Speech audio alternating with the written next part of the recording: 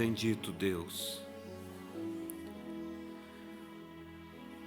Queremos, ó Deus, ficar bem em temor, em reverência, diante da Tua presença que está aqui, Pai. Não queremos nos mover de maneira que venhamos afastá-lo de nós. Obrigado por ter vindo esta manhã, Pai. Não haveria razão nós estarmos aqui se o Senhor não estivesse, Pai. Mas o Senhor está aqui. O Senhor nunca faltou uma reunião. Obrigado, Senhor. Agora dependemos de Ti para abrir o livro e nos alimentar do pão da vida, neste grande plano redentor. Obrigado, Senhor, por cada irmão, cada irmã que aqui está presente.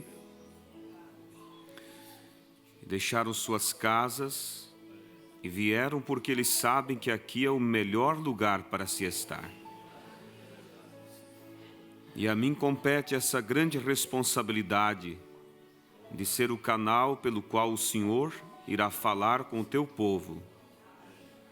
Por isso, Pai, eu peço que me dê graça para em momento algum impedir a fluência do Teu Espírito Santo, mas que o Senhor venha e ajude, e firme, e estabeleça a fé do Teu povo, Pai, porque nos restam poucos passos na caminhada e queremos dar passos seguros e firmes. Abençoe todos aqui presentes, Pai, e abençoe aqueles pela internet que fazem deste momento o seu culto, que eles sejam alimentados pelo Seu Espírito, ou aqueles que haverão de ouvir esta pregação depois de gravada. Também rogamos a Tua unção, e que todos estejamos no mesmo espírito, na mesma fé, esperando a Deus o que provém de Ti. Toma a palavra, Pai. Perdoe nossas falhas e unge todos nós para estar no mesmo espírito. Em nome de Jesus Cristo, Teu Filho, lhe pedimos. Amém, Jesus. Amém. Bom dia, irmãos. Que Deus continue abençoando a todos. É maravilhoso nós estarmos na casa de Deus e podermos sentir essa presença tão suave que só o povo de Deus conhece. Ninguém conhece a não ser você, que tem uma intimidade com Deus. Então, sempre cultive isso na sua vida e nunca se permita descer o nível da tua fé, amém? Nós vamos abrir nossas Bíblias em Romanos, capítulo 10. Enquanto isso, as crianças não desceram ainda, né? Elas podem descer para a escolinha delas. E que Deus abençoe a todos aqui presentes, também aos irmãos que participam juntamente através da internet. Nosso desejo é que Deus vos alcance também com essa mesma unção que está aqui neste lugar, nesta manhã. Amém? Romanos, capítulo 10, verso 19 ao verso 20. Vamos ler.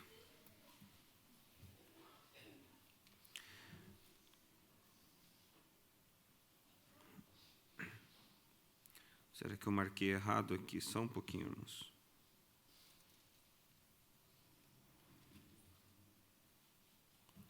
Romanos 10.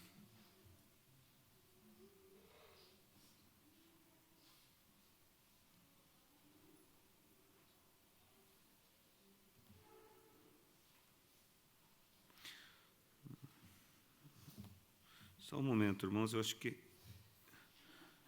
Isso, tá certo. Eu estava procurando no capítulo 11, não ia encontrar mesmo. Capítulo 10, versículo 19. Mas digo-vos, porventura, Israel não o soube? Primeiramente, diz Moisés, eu vos meterei em ciúmes com aqueles que não são povo, com gente insensata vos provocarei a ira. E Isaías ousadamente diz, fui achado pelos que me não buscavam, fui manifestado aos que por mim não perguntavam. Vamos orar. Senhor nosso Deus, obrigado por esta palavra, Pai. E pedimos que o Senhor vivifique agora em nossos corações, no nome de Jesus Cristo, teu Filho. Amém. Podeis assentar, irmãos?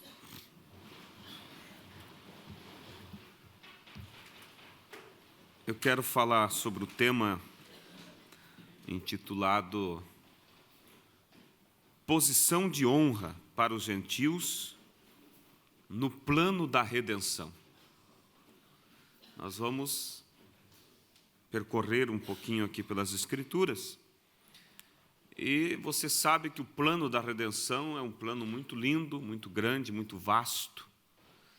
E quando você observa aonde se encaixa eu e você, gentios, que éramos um povo estranho, porque todos nós sabemos que os gentios eram todos aqueles que não eram judeus, eram tidos como gentios que, traduzido, eram pagãos, adoradores de imagens. Israel tinha fé no Deus, Criador dos céus e da terra. As outras nações eram pagãs, eram chamadas gentias. E o gentio era tão imundo para o judeu, de maneira que um judeu nem podia ter contato com ele, porque ele se tornava imundo também. E não podia comer na casa do gentio. Havia uma segregação espiritual por causa, na verdade, da imundícia que viviam os gentios. A fé deles voltada a ídolos, sacrifício de seres vivos, pais sacrificavam seus filhos aos seus deuses. Então era uma abominação na terra o povo chamado gentio, do qual nós fazemos parte desse povo, só que agora redimidos pela graça de Deus. Amém? Mas você veja que ali estava a nação de Israel. Israel, o povo pelo qual Deus velava por eles, tratava com eles, e o povo que tinha a única fé verdadeira era eles. Criam em um único Deus e tudo mais. Mas você olha para as Escrituras e você vai encontrar a Bíblia mostrando que Israel era uma sombra dos bens futuros. Ou seja, Israel não era a realidade do que Deus realmente tinha em sua mente. Porque a sombra é algo que é gerado por algo real. Agora, aí está a grandeza de Deus. Fazer com que a sombra venha antes do real. Sendo que no natural você precisa ter o real para dizer isso aqui é sombra disso. Mas Deus fez a sombra primeiro do que aquilo que deveria formar a sombra. Deus faz como Ele quer, faz de trás para frente, de frente para trás, como Ele bem intenta, porque não há limites para Deus. Por isso nós não discutimos a maneira de Deus fazer as coisas, nós somente aceitamos. Amém?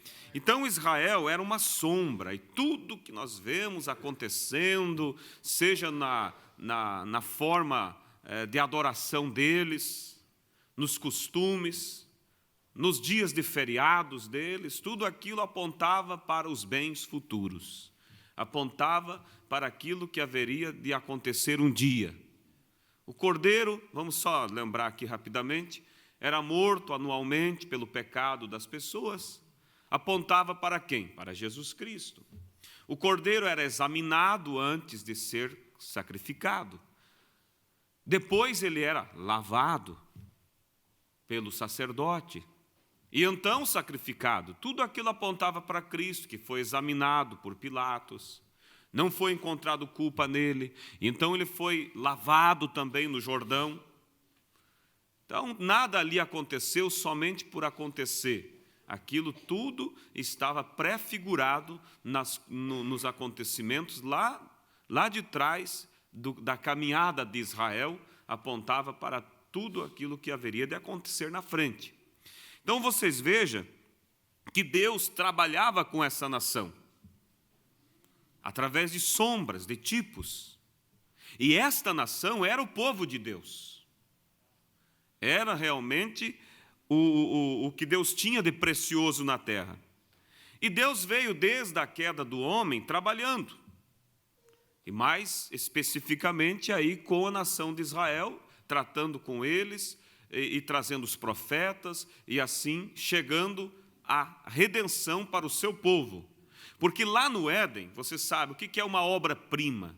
É aquela obra única de um autor.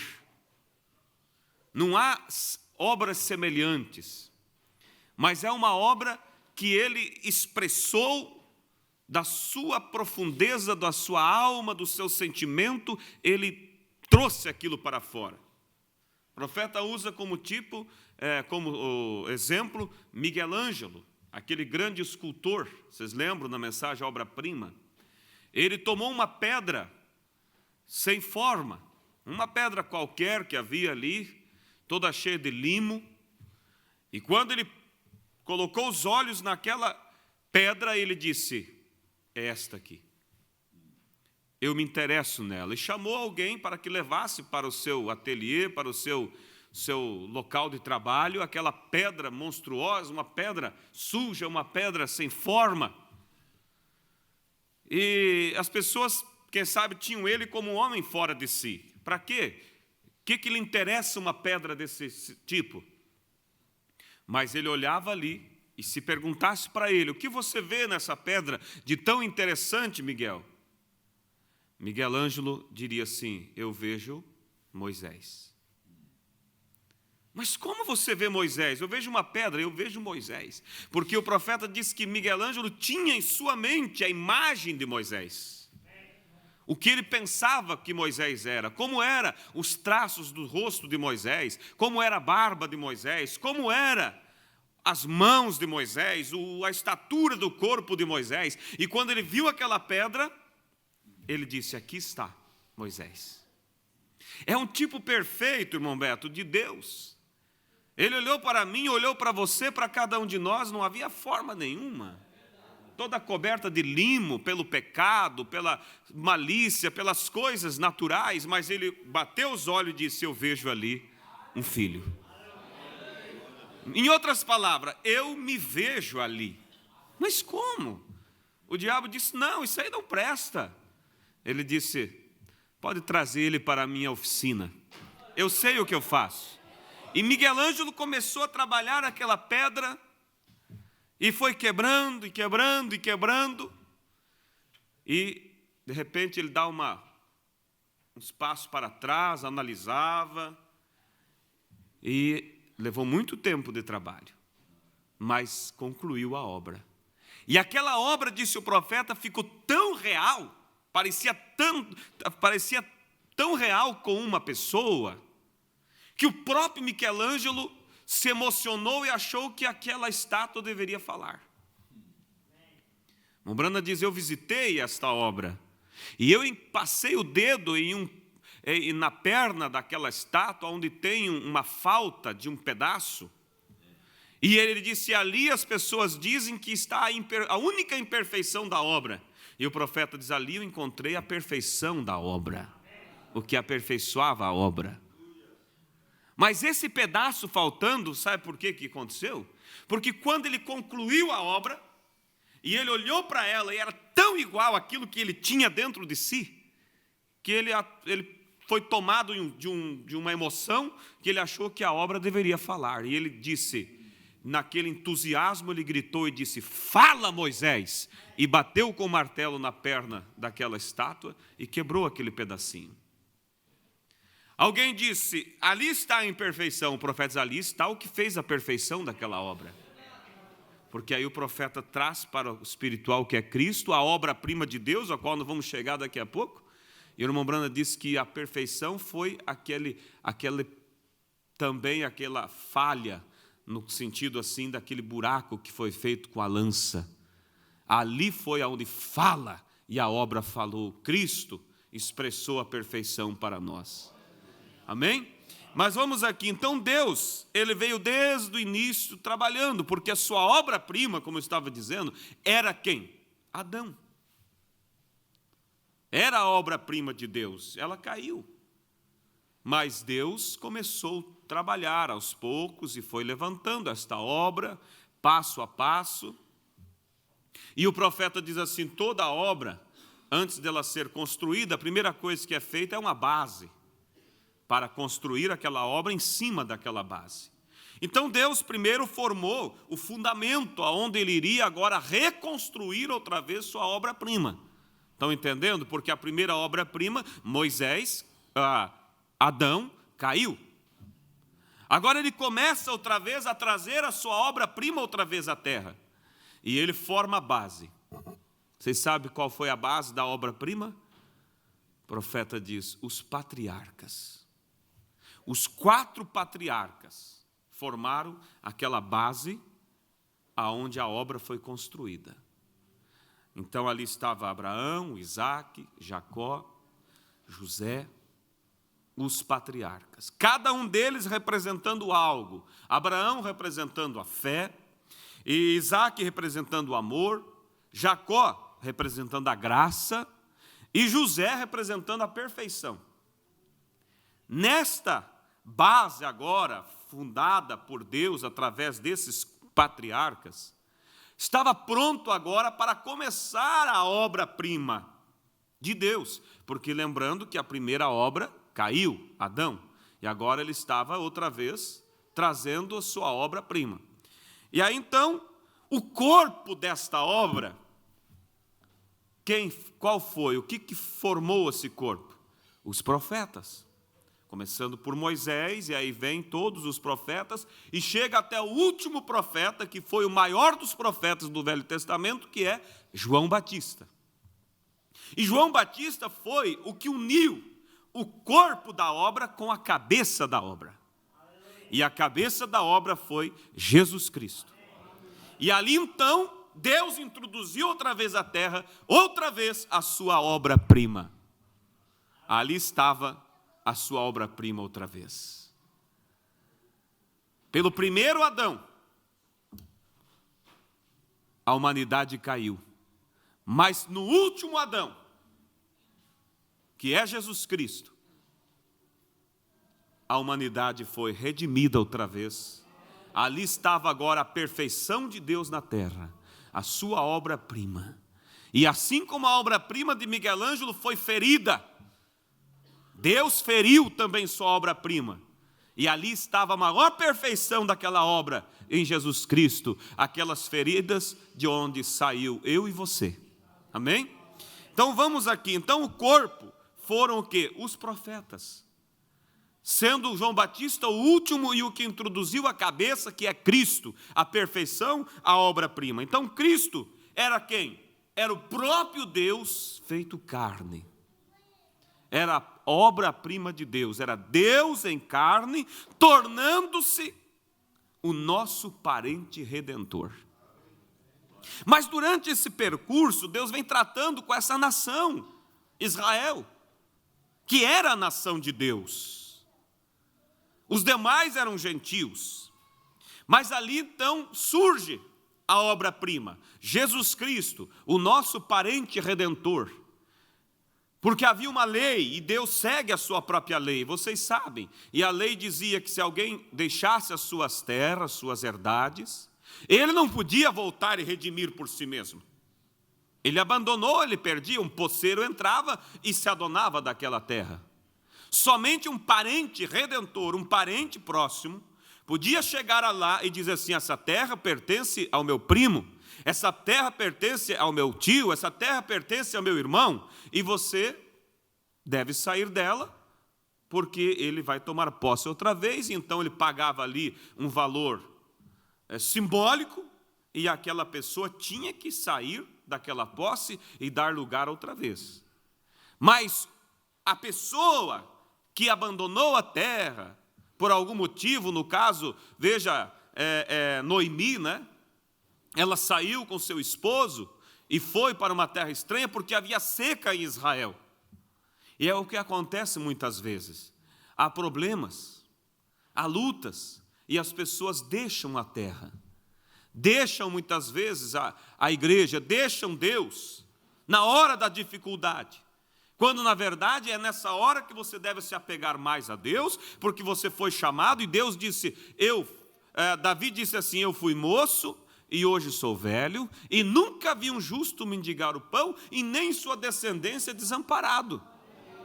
Deus não vai deixar você ficar em necessidade, e de alguma maneira Ele vai suprir. Agora, se você sai em busca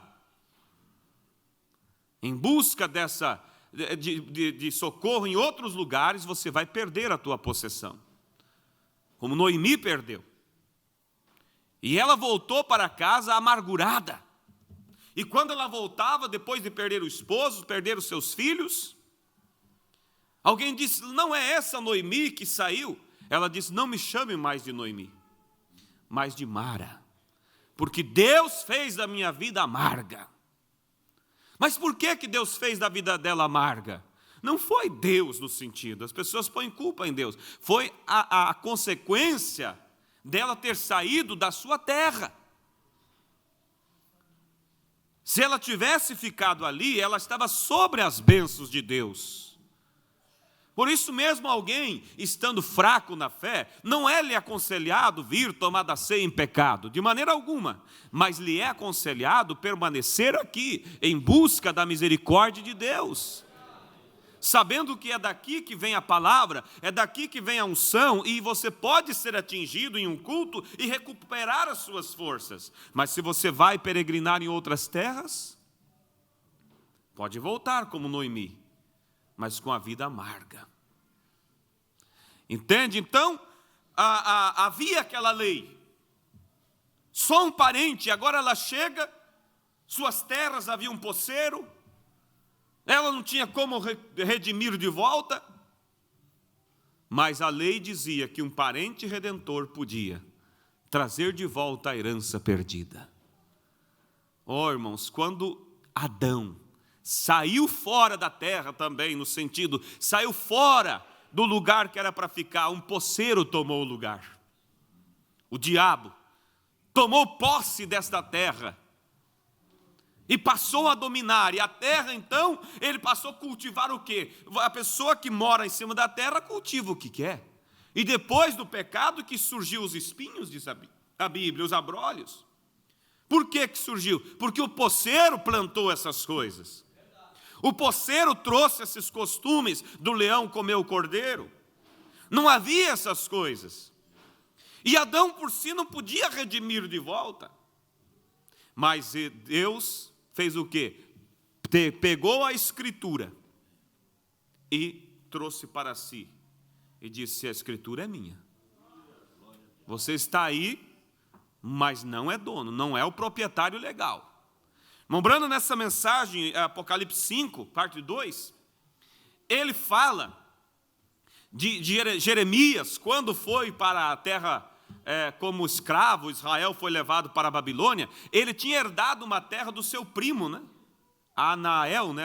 Anael, algo assim, Ananael, é algum nome parecido. E ele sabia que se com a saída para lá, podia as coisas complicar e perder. O que ele fez? Ele fez um documento bem escrito daquela terra, e ele enrolou, porque aquela eram em pergaminhos, né? Enrolou aquele pergaminho, selou e colocou dentro de um vaso de barro, para que não mofasse, não estragasse, para que quando ele voltasse do cativeiro, ele tivesse o documento da terra e pudesse então possuí-la. Se você lê a Bíblia só por ler, você lê como uma história. Um homem chamado Jeremias, antes de ir para o cativeiro, fez um contrato bem feito da terra que herdou, colocou dentro de um vaso de barro e guardou. Mas quando você olha pela revelação de Deus, você vê que tudo isso é um tipo. O que aconteceu? Quando nós fomos tirados da terra, perdemos a nossa propriedade. Deus pegou a Escritura e colocou dentro de um vaso de barro, chamado Jesus Cristo. E ali dentro daquele vaso, esta propriedade, essa Escritura ficou protegida do mofo, para que não se apagasse, para que no tempo certo ele a redimisse, abrisse esse pergaminho, esse selo e devolvesse a propriedade para nós. Amém? Você vê a grandeza de Deus, como é bonito você ver a Bíblia ser aberta através de um profeta. Então veja vocês que Deus, ele começou ali, então o primeiro Adão perdeu a sua possessão, o posseiro diabo tomou conta, mas Deus começou, como eu disse, outra vez, trabalhar, trazer outra vez sua obra-prima. A primeira tinha caído, que era Adão, com ela caiu a terra. Aí ele formou a base com os patriarcas, o corpo com os profetas, e Cristo é a cabeça. E ali estava a obra-prima outra vez. E dentro daquele vaso de barro, irmãos, estava o título de propriedade. O título que Adão perdeu estava dentro de um vaso de barro chamado Jesus Cristo, que era o quê? O próprio Deus em carne fazendo-se nosso parente. Porque não podia outros redimir. Não podia Noemi redimir a sua terra. Precisava um parente. Não podia nós redimir a nossa herança. Precisávamos um parente.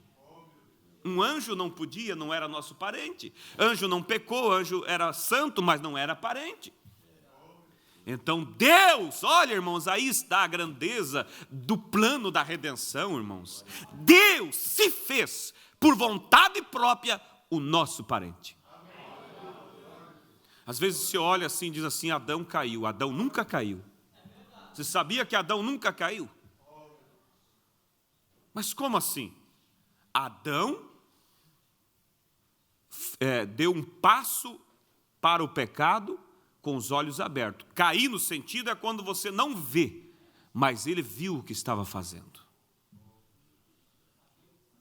Mas como? Por que isso? Porque Eva tinha pecado. E Eva era um produto secundário, e ela seria morta pelo seu erro. Mas Adão, sendo a imagem de Deus, e amando a Eva, de olhos abertos, ele foi e cometeu o erro para redimir ela. Porque ele sabia que se Deus iria matá-la pelo seu pecado, então ele tomou o lugar dela.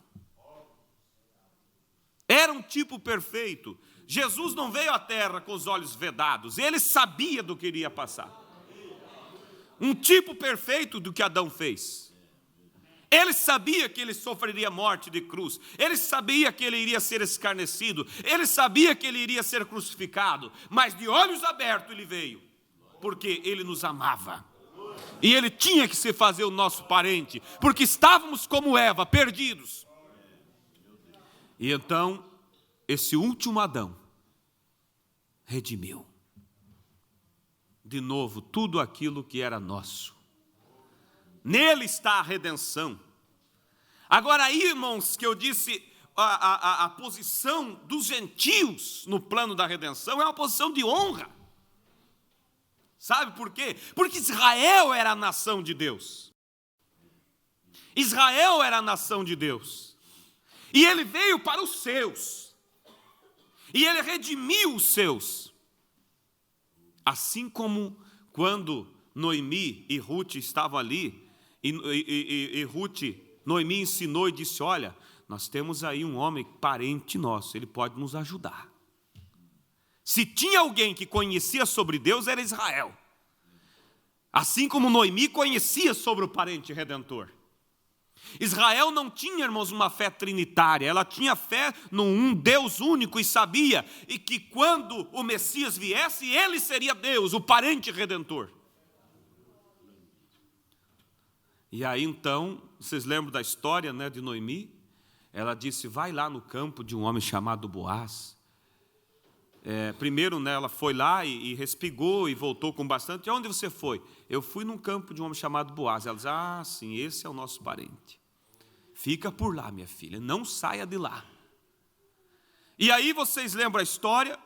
E nessa remissão, houve 4 estágios para Ruth, os quais apontam os 4 estágios da nosso hoje.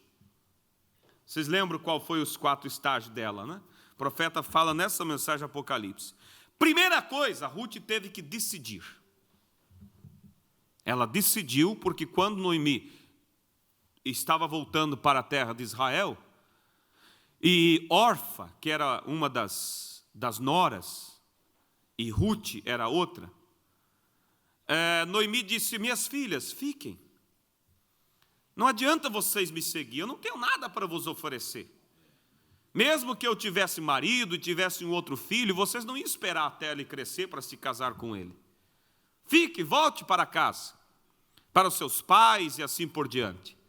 A Bíblia diz que Orfa, ela chorou, abraçou, beijou sua sogra e se despediu e ficou. Mas Ruth agarrou-se a ela e disse, não me inste, quer dizer, não me insista para que eu fique. Porque onde tu fores eu irei, onde tu dormires eu dormirei, o teu povo será o meu povo e o teu Deus será o meu Deus. Sabe quem que apontava, Ruth estava apontando? Para nós, gentios, que tinham um Deus estranho, um povo estranho. E então ela foi com Ruth, com Noemi. Mas chegando lá, precisava de um redentor. E aí então foi aonde ela foi trabalhar. O segundo passo na vida de Ruth foi trabalhar. Primeiro passo, decidir. Segundo, trabalhar. Um dia você decidiu, como Ruth, deixar o mundo moabita, deixar as coisas lá de fora, e você decidiu, tomou uma posição, foi batizado em nome do Senhor Jesus Cristo, foi justificado, mas aí a próxima coisa é o quê? Trabalhar. Santificação. Limpar-se das coisas erradas. Foi ou não foi? Veja como os tipos são perfeitos. Depois que ela trabalhou, e então Noemi ensinou a ela, porque Noemi para nós aponta para a igreja ortodoxa, judaica, de onde vem a verdadeira adoração, vem dos judeus. Noemi ensinou e disse, olha, eles vão fazer uma festa hoje à noite, para comemorar a colheita. E nessa festa, a tradição deles é depois de comer e beber, eles dormem lá na roça, lá onde eles colhem. Então você vai na festa e observe onde Boaz vai dormir. E aí, sabe o que você vai fazer? Você vai e deita aos pés dele. Olha o tipo perfeito. Vai aos pés da cruz. Porque Boaz aponta para Cristo. Vai aos pés da cruz, fica ali. Está vendo? Depois dela ter trabalhado, ela agora vai e espera. Espera para receber a sua redenção. E aí lá por umas horas da madrugada, Boaz acorda, sente que tem alguém ali. E quem está aí? Ela diz, tu és o meu remidor. Aí ele fala, não diga nada a ninguém então, e aí ele vai em busca de fazer o trabalho de redenção. Mas ali, irmãos, há uma coisa muito importante. Ele disse assim, tem um remidor entre eu, que é mais chegado a vocês. Se ele não redimir, eu redimo. Quem era esse remidor mais chegado? Era o diabo. Remidor? Não no sentido remidor, não, mas um parente mais chegado. Aí sim. porque Satanás não pode remir, né? Um parente, eu citei a palavra errada, né? O remidor é Cristo. Tem um parente mais chegado. E esse parente era o diabo. Você diz, mas por que o diabo é um parente? Por causa da natureza caída. Nós éramos mais próximos dele do que próximo de Deus, por causa da natureza do pecado. Em pecado me concebeu minha mãe, viemos ao mundo falando mentiras, mas tem uma coisa, ele não podia nos redimir. Ele não podia, irmãos, fazer um corpo para ele. Ele não podia se casar conosco, irmãos. Aleluias! Aí então, lá foi Boaz, diante dos anciões da cidade, como Cristo publicamente foi e redimiu-nos, pagou o preço. Agora vocês vejam que aqui está o ponto, irmãos. Boaz redimiu quem? Noemi, porque ela era a proprietária da terra. Ela era a esposa do antigo dono daquela propriedade. Mas ele redimiu Noemi para com isso adquirir Ruth como esposa. Porque os olhos dele estavam em Ruth. Ele estava interessado em Ruth, mas ele precisava com isso redimir Noemi. E através disso ele redimia tudo que era de Noemi, e então ele adquiria Ruth para ser sua esposa. Foi exatamente o que Cristo fez. Ele veio, o nosso parente redentor, redimiu a Israel, a igreja ortodoxa, a velha Noemi, mas com isso ele adquiriu uma noiva gentílica. Ali entra nós, por isso a Bíblia diz aqui, olha só que coisa, disse Moisés, eu vos meterei em ciúmes. Olha o ciúme que Israel tem de nós. Diga para eles que você é filho de Deus, é a esposa do Cordeiro, vê o que eles vão dizer. Eles acham que Deus é só deles, mas Deus redimiu eles para adquirir nós, para adquirir uma noiva gentílica de um povo estranho, que não tinha valor nenhum.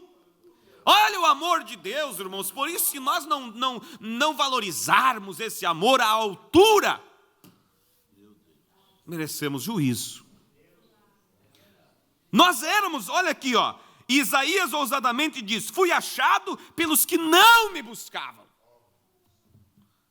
Não diga que você buscava a Deus, é como o profeta disse, alguém chegou e disse, irmão Billy, eu tenho buscado a Deus. Ele disse, irmão, eu não quero discordar de você, mas você não tem buscado a Deus. Nunca foi Adão dizendo, Deus, onde estás, Deus? Mas foi Deus dizendo, Adão, onde você está? Foi Deus que te buscou, foi Deus que me buscou. Ah, mas eu senti um desejo por Deus e eu não me senti mais no mundo e eu tive que... Foi Ele que colocou esse desejo em você. A Bíblia diz, tanto querer como efetuar é de Deus. Se Ele não colocasse um desejo no teu coração por Ele, você nunca desejaria por Ele. Mas fui buscado por um povo, olha só, um povo, fui achado melhor, pelo um povo que não me buscava. Fui manifestado aos que por mim não perguntavam. Redimiu Noemi e casou-se com Ruth. Redimiu Israel, a velha Noemi, igreja ortodoxa, e casou-se com quem? Vai casar com quem? Com a noiva gentílica. Um povo estranho. Aí está, irmãos, eu vou concluir lendo aqui do profeta, nas próprias palavras dele, para vocês verem a profundidade dessas coisas. Nós não devemos ler a mensagem somente como se lê um jornal, não, de maneira alguma.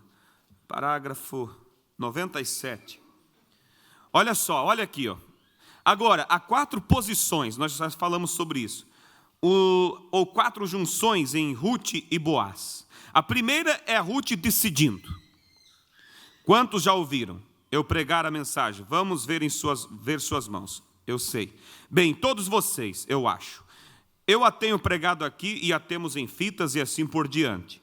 Ruth, em primeiro lugar, ela tinha que decidir se ela iria para aquela terra ou não, com Noemi. Ela teve que tomar uma decisão. Então, depois que ela chegou lá, a próxima coisa que ela teve que fazer foi servir no campo de Boaz. Você tem feito isso? Você decidiu e agora tem trabalhado por Cristo. Lá fora, com os pés descalços, respigando, atrás do ceifeiro, servindo. E então, depois dela ter achado graça aos olhos de Boaz, então ela teve que esperar até que Boaz fizesse a redenção de parente para ter de volta tudo que Noemi perdera, a fim de trazer Ruth a Moabita. E então a próxima fase é Ruth recompensada. Depois que ela decide, trabalha e espera pela redenção, próxima coisa é Ruth recompensada. Agora observe, Ruth decidindo perfeitamente. Se alguém diz que a Bíblia não foi inspirada, há algo de errado com eles. Cada palavra dela é inspirada, cada palavra dela se ajusta bem junto como um encaixe em uma madeira. Se unem perfeitamente, como as engrenagens em uma roda poderosa, girando cronometradas e milionésimos de segundos exatamente certas. Agora observe neste momento, Ruth decidindo.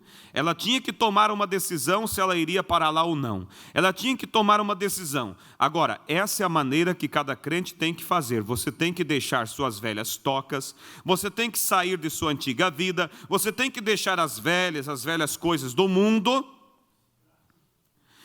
Elas tiveram que deixar os velhos covis da vida ou algo assim e cruzar para uma nova terra, com novas pessoas que nunca conheceram antes. É isso que você fez quando se tornou um cristão. Você deixou a sala de bilhar, você deixou as casas noturnas, você tem que vir para um grupo de pessoas que parecia que tinham espasmos, eles tremiam, se agitavam, choravam, balançavam a cabeça e saltavam para cima e para baixo. E ora, era um bando de loucos para você. Então você teve que tomar uma decisão se iria ou não. Isso mesmo. E você sabia que quando você fizesse, sua própria gente iria criticar de você. Aqueles que você tinha deixado, isso mesmo. Isso é simplesmente automático. Você apenas deveria esperar isso deles para começar, porque essa é a maneira que é. Agora, a Ruth tinha a mesma coisa. O que os moabitas iriam dizer a ela quando ela atravessasse para Israel, para um bando de fanáticos? Veja, ela tinha que tomar uma decisão, ela tinha que decidir. E você tem que decidir. E finalmente, quando ela fez a sua decisão, ela foi para a nova terra. Agora, isto é justificação. É isso mesmo. Agora, observe isto, igreja. Isso é perfeito. Você sabe como nós, quantos de vocês ouviram a semente de Abraão? Quando eu preguei sobre isso, como esta justificação, santificação, batismo do Espírito Santo, agora veja se isso é certo ou não. E aí o profeta segue aqui, Ruth fazendo sua decisão, um tipo da igreja gentia, ela decidiu e cruzou a terra. Agora muitos de vocês, nós metodistas, batistas, pensamos que isso é tudo que a gente tem que fazer. Ela apenas tinha começado, ela tinha chegado a lugar nenhum ainda, ela tinha apenas chegado à terra.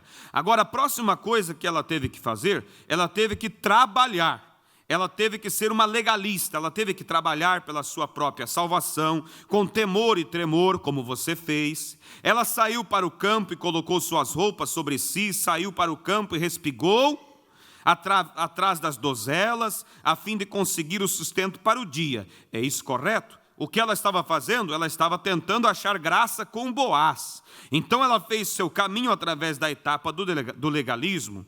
É isso exatamente o que a igreja fez. Os luteranos creram pela fé e entraram na terra. Os metodistas ensinaram a santificação. A qual foi o ponto de vista legalista disso? Veja, você tem que fazer alguma coisa.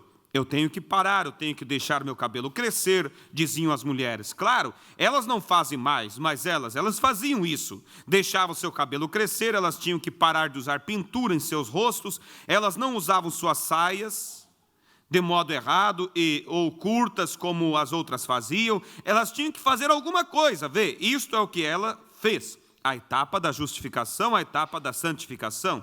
Agora, quando finalmente ela encontrou graça diante de Boaz, o que aconteceu? Então Noemi disse a ela: você espere aqui, enquanto Boaz faz o trabalho de um parente redentor, porque ele é o único que pode fazê-lo. Ele é o nosso parente redentor mais próximo, e você apenas espere aqui. Não vá aos campos, não faça isso, aquilo outro. Você apenas espere até que a obra do parente redentor seja cumprida. E ela descansou. Amém? Isso exatamente é o que a igreja tem chegado nesse último estágio do Pentecoste. Vê, no início do Pentecoste, todos eles se entusiasmaram, eles tinham que fazer isso, eles estremeceram e tudo mais. Agora, o que a igreja está fazendo? A verdadeira igreja está esperando e descansando. O que é descansar? Aqui está. Descansando é o Espírito Santo, o dia de sábado. Amém? O que é o descanso para nós? O batismo do Espírito Santo. Você vê como encaixa perfeitamente? Primeiro, decidiu, como Ruth. Depois, trabalhou, justificação, santificação. E, próximo passo, esperar a redenção. E depois, descansar. Fomos já redimidos? Fomos. O preço já foi pago. Agora, o que vamos fazer, irmãos? Descansar, é o que Deus quer da igreja agora. Você deve estar vivendo em um período de descanso. E o nosso descanso, o nosso sábado hoje é o Espírito Santo em nós. Deus não quer a igreja agitada. Não é tempo de agitação. É tempo, disse o profeta agora, de descansar. Como Ruth. Depois que Boaz foi redimir, ela foi o que? Descansar. E o que é que Boaz estava fazendo enquanto Ruth descansava? Vocês lembram? O profeta diz, ele foi pintar a casa, colocar um tapete novo, foi preparar o lugar para levar ela. E o nosso Boaz, o que ele disse? Eu voltarei para vós. Mas antes eu vou preparar-vos lugar. Aleluias, preparar uma casa, uma mansão. Oh, aleluias, e o profeta diz que os anjos contemplam este lugar, esta casa, esta cidade, a Nova Jerusalém, extasiados.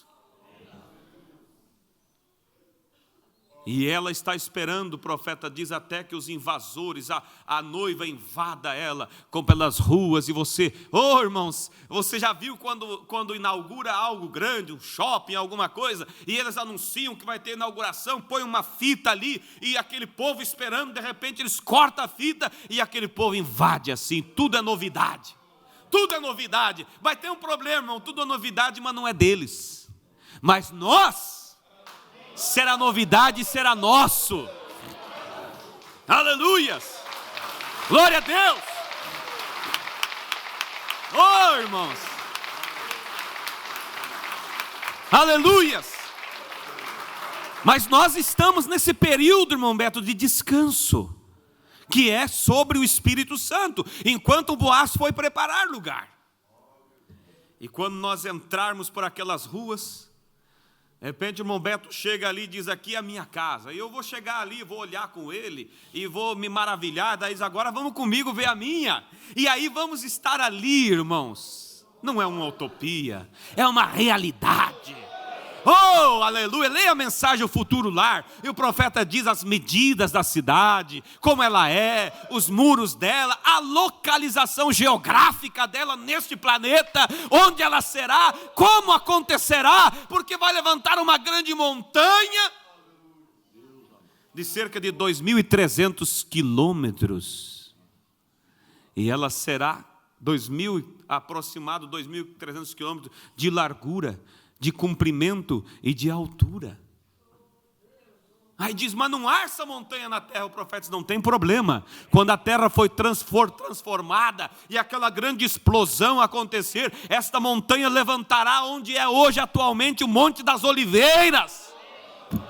E a metade da cidade ficará para um lado do monte e a metade para o outro. E ela descerá do céu, ataviada com uma noiva para o seu esposo, e ela descerá e encaixará naquela montanha.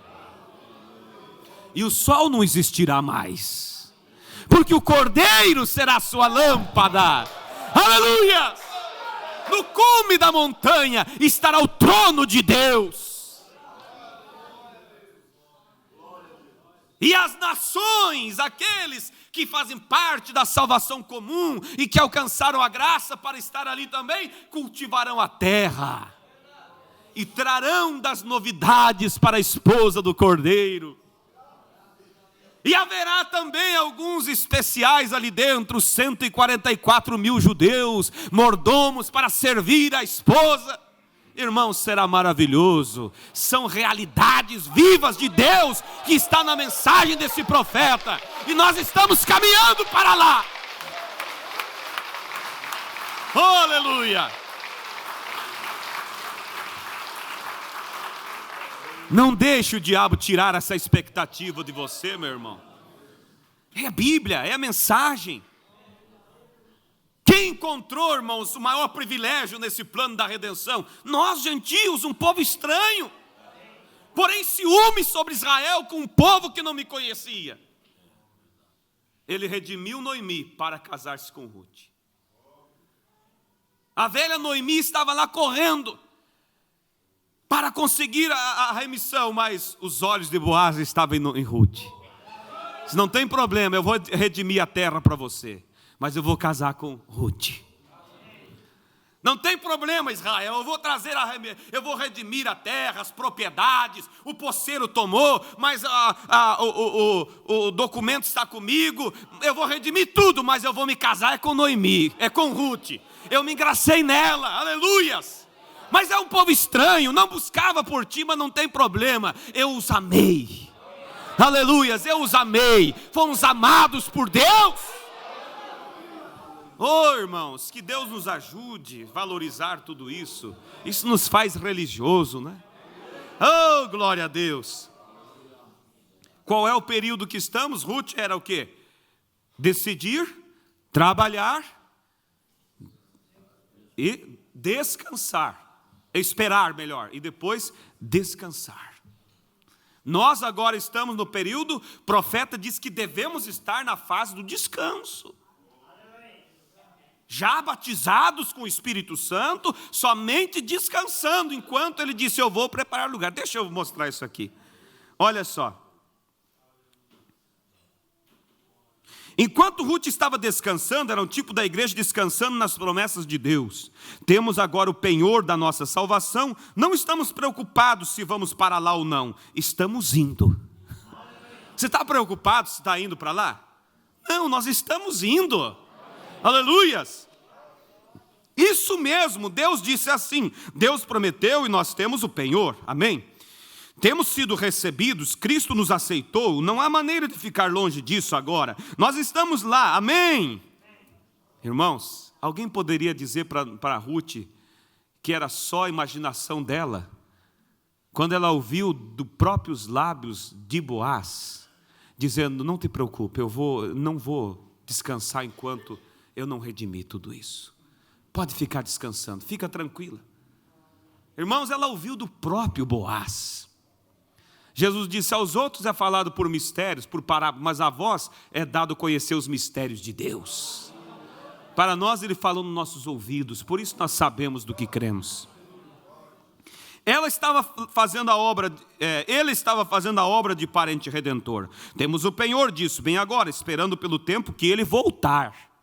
E então o próximo passo de Ruth foi recompensada. Vamos aqui, o último passo é recompensada. Decidir, trabalhar, esperar, descansar e recompensa. Isso é o que a igreja fez. Entrou em justificação sobre Lutero, entrou em santificação sobre Wesley, foi para o batismo do Espírito Santo nesses últimos dias, e agora descansando com o penhor da nossa herança, que sabemos que algo aconteceu em nós. Temos passado da morte para a vida, esperando, gemendo com a natureza por esse tempo, quando receberemos uma vida imortal, uma plenitude imortal. Nossos corpos serão redimidos, todo redimido, e nós estamos apenas esperando que ele regresse daquele portão. Amém? Então, qual a próxima coisa que Ruth foi? Ruth foi recompensada. Isso é quando seremos recompensados. Isso é o que esse livro com 7 selos vai abrir para nós. O que são estas coisas? São mistérios. Eles não estão escritos na palavra. Eles têm que ser revelados pelo Espírito Santo. Mas se você observar, na verdade, eles estão revelados através de toda a Escritura. Mas eles têm estado escondidos do povo. Quando chegarmos ao rolo, depois de algum tempo, você vai ver como ele era fixado. Então vocês saberão exatamente como essas coisas se abrem. Agora, sim, descansando. O que? Ruth, sobre justificação. Se vocês o veem, digam amém. Ruth, sobre santificação, trabalhando. Legalista. Ruth, descansando à espera de Boaz para retornar da obra consumada. Vamos concluir agora aqui, ó. Veja só. Veja. Agora, nosso Boaz realmente terminou a obra no Calvário. Mas antes que ele venha para nos levar para a ele foi ao lar.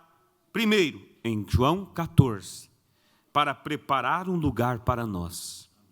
Não se turbe o vosso coração, credes em Deus, crede também em mim. Na casa de meu pai há muitas mansões, se não fosse assim eu vou-lo teria dito. Mas eu irei preparar um lugar para vós, e voltarei novamente para recebê-los. Veja, Boaz desce, o que ele fez? Ele desce, tomou os anciões e foi diante do portão, tirou os seus sapatos e disse: que seja conhecido hoje que eu redimo Noemi e toda a sua herança. E ele tomou a Moabita com isso. E quando Jesus veio, ele veio para redimir quem? Israel. O que ele fez ao tomar Israel? Ele obteve uma noiva gentia. Certamente ele o fez. Quando ele tomou Israel, ele foi para os seus próprios. Ele tinha que ir. Qual foi a primeira coisa que ele teve que fazer? Redimir os seus. E a igreja gentia é apenas uma irmã para aquela mulher, a igreja israelita. Certamente, então, ele tinha que redimir Israel a fim de conseguir esta. E ele teve que redimir Noemi a fim de obter Ruth, sua noiva. Agora o que ele fez? Antes que ele pudesse tomá-la, oh glória, ufa, o que ele fez? Ele foi até a fazenda, Boaz, né? Foi até a fazenda, eu suponho que ele pintou tudo, ele colocou tapetes novos no chão, ele deve ter construído uma casa nova, no nosso caso, é uma casa nova, disse o profeta. E ele deixou tudo pronto, e então ele retornou com um buquê de flores para o casamento. Amém? O que Ruth estava fazendo? Nada. Ela estava descansando, esperando, sem labutas, sem mais frustrações. Tenho que ser um metodista? Tenho que ser um batista? Tenho que ser um presbiteriano? Não, Senhor. Apenas obtenha o Espírito Santo e descanse.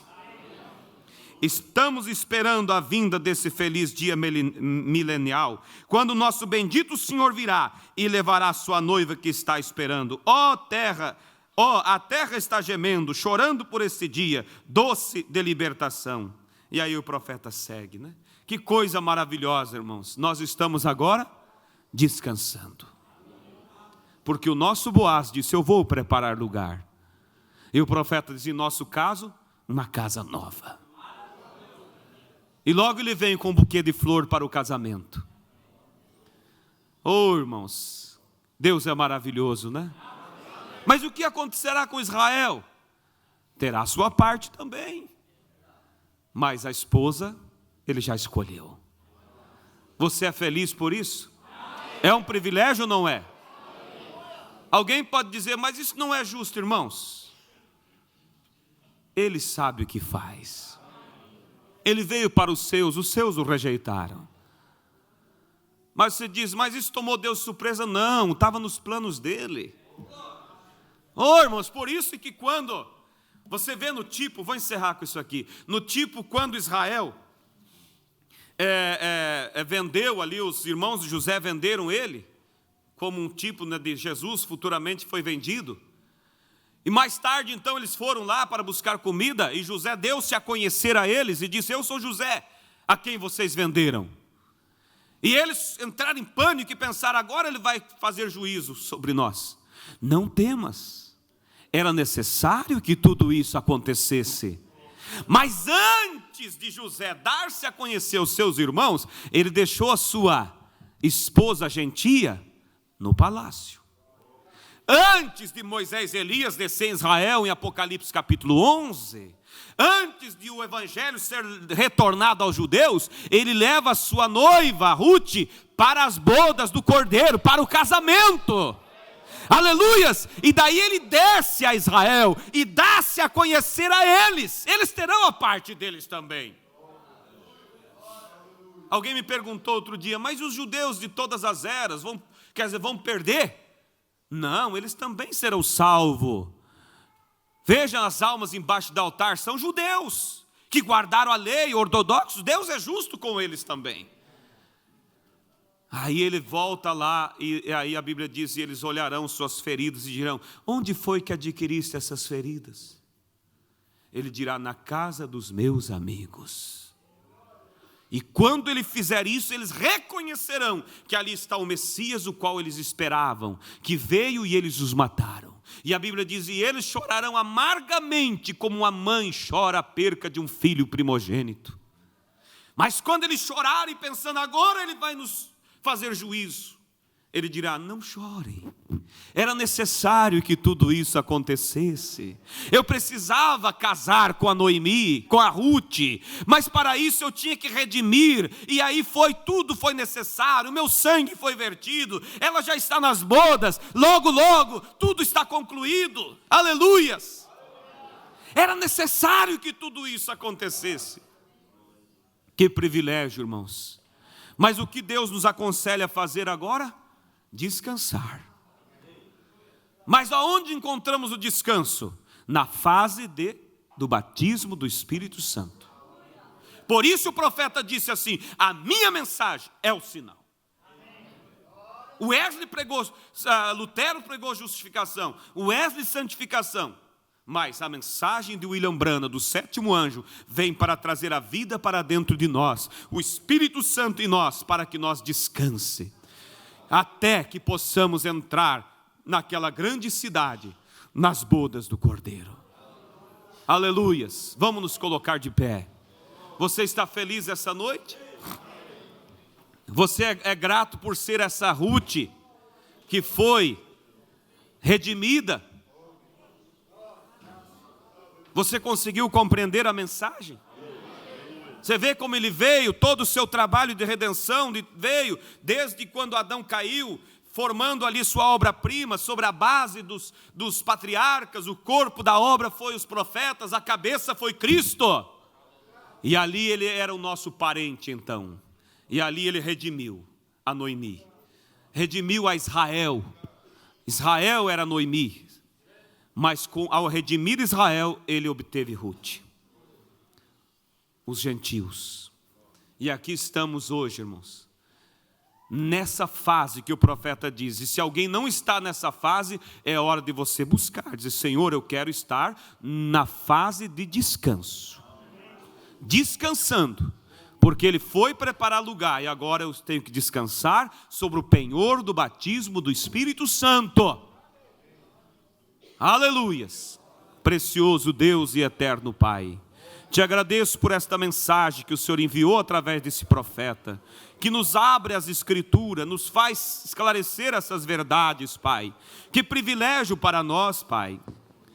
Nós olhamos para Israel, Pai, amamos a Israel, e a Bíblia diz que é abençoado aqueles que abençoam Israel. E nós oramos e pedimos a bênção por aquela nação, porque a verdadeira adoração vem de lá, Pai. A verdadeira religião veio de lá, através, ó Deus, quando o Senhor desceu ali, Pai. Obrigado, Senhor, por o Senhor ter nos amado. Um povo que não te procurava, um povo que não te conhecia. Oh, meu Deus, mas aqui estou nesta manhã. Oh, redimido, ó Pai. E o Senhor agora, como nosso Boaz, disse: descansa, meu filho, descansa, porque eu vou preparar-vos lugar. Oh, Aleluia, o Senhor enviou o penhor, o Espírito Santo, para trazer esse descanso, essa paz. E a próxima fase agora nossa será a recompensa, entrar naquela cidade, ó Pai. Oh meu Deus, obrigado, ó Pai. Amplia isso em nossos corações. Em nome do Senhor Jesus Cristo, eu apresento esta igreja e encomendo eles a Ti, e que esta palavra seja ampliada e que nos faça viver esta alegria, Pai. E então termos esse penhor que nos faz descansar, ó Pai, até que recebamos a recompensa. Entramos então naquela grande cidade prometida.